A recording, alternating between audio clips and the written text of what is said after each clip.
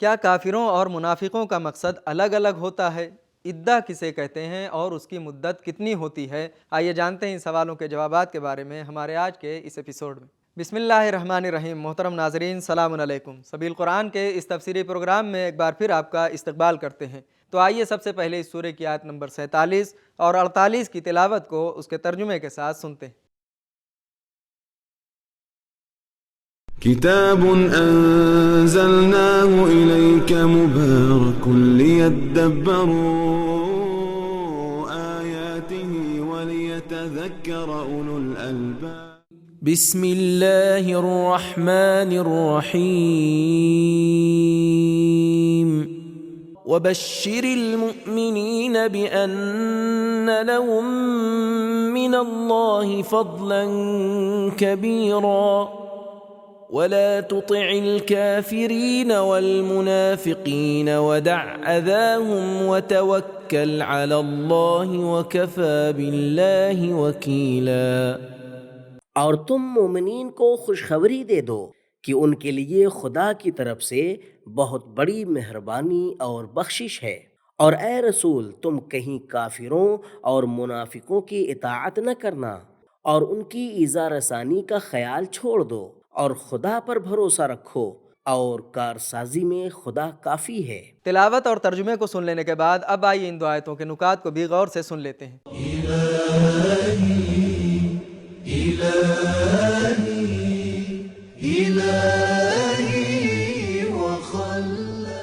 دشمنوں کے آزار اور اذیت کا خیال نہ کرنا لوگوں کے ساتھ برتاؤ میں سستی اور کوتاہی کی دلیل نہیں ہے، بلکہ اللہ پر بھروسہ اور اس کی رحمت کی امید لوگوں کے برتاؤ سے نا امید نہ ہونے کی دلیل ہے۔ نبی کو اللہ کی طرف سے حکم ہوتا ہے کہ وہ لوگوں کو اس بات کی خوشخبری دے کہ اللہ کا خاص لطف و کرم ان کے شامل حال ہوگا، اور یہ حکم اللہ کی جانب سے خود سب سے بڑا لطف ہے۔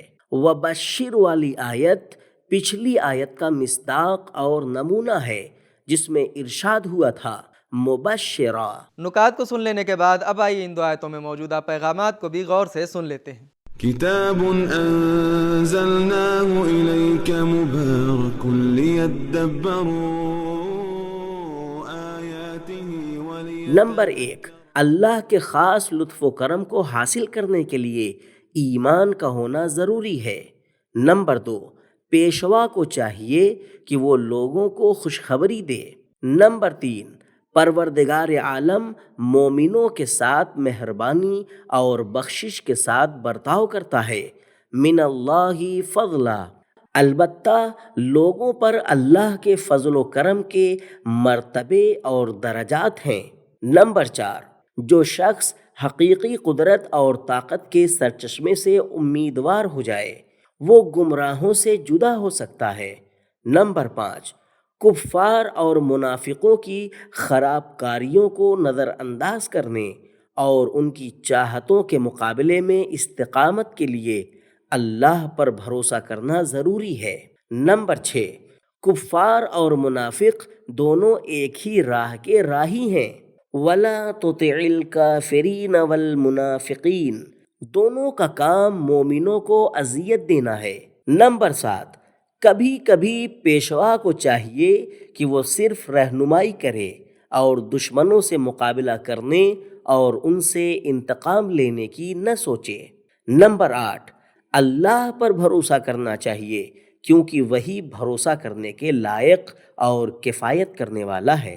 اب آئیے آیت نمبر 49 کی تلاوت کو اس کے ترجمے کے ساتھ غور سے سنتے ہیں۔ يا أيها الذين آمنوا إذا نكحتم المؤمنات ثم طلقتموهن من قبل أن تمسوهن فما لكم عليهن من عدة تعتدونها فمتعوهن وسرحوهن سراحا جمیلا۔ اے ایمانداروں، جب تم مومنہ عورتوں سے بغیر مہر مقرر کیے نکاح کرو اس کے بعد انہیں اپنے ہاتھ لگانے سے پہلے ہی طلاق دے دو تو پھر تم کو ان پر کوئی حق نہیں کہ ان سے وعدہ پورا کراؤ۔ ان کو تو کچھ کپڑے، روپے وغیرہ دے کر عنوان شائستہ سے رخصت کر دو۔ تلاوت اور ترجمے کو سن لینے کے بعد اب آئیے آیت نمبر 49 کے نکات کو بھی جان لیتے ہیں۔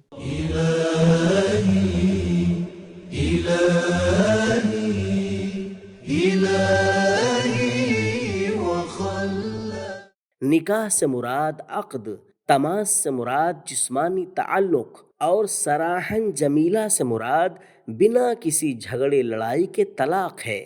عدت اس مدت کو کہا جاتا ہے کہ جس میں طلاق کے بعد خواتین دوسری شادی نہیں کر سکتیں۔ عورت کے طلاق کی عدت 3 مرتبہ حیض آنا اور اس سے پاک ہونا ہے، اور شوہر وفات کی عدت 4 مہینے 10 دن ہے۔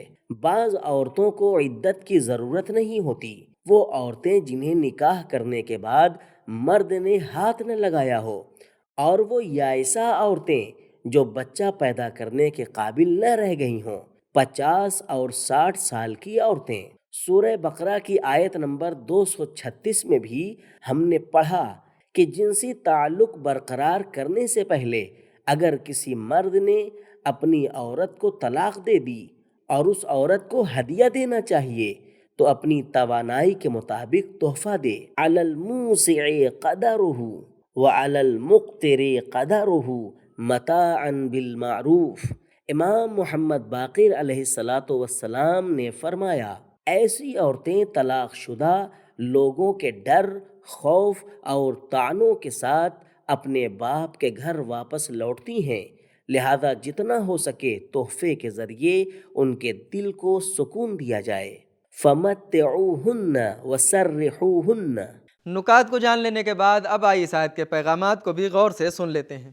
كتاب أنزلناه إليك مبارك ليدبروا آياته نمبر 1، اللہ کے احکام پر عمل کرنا ایمان کا لازمہ ہے۔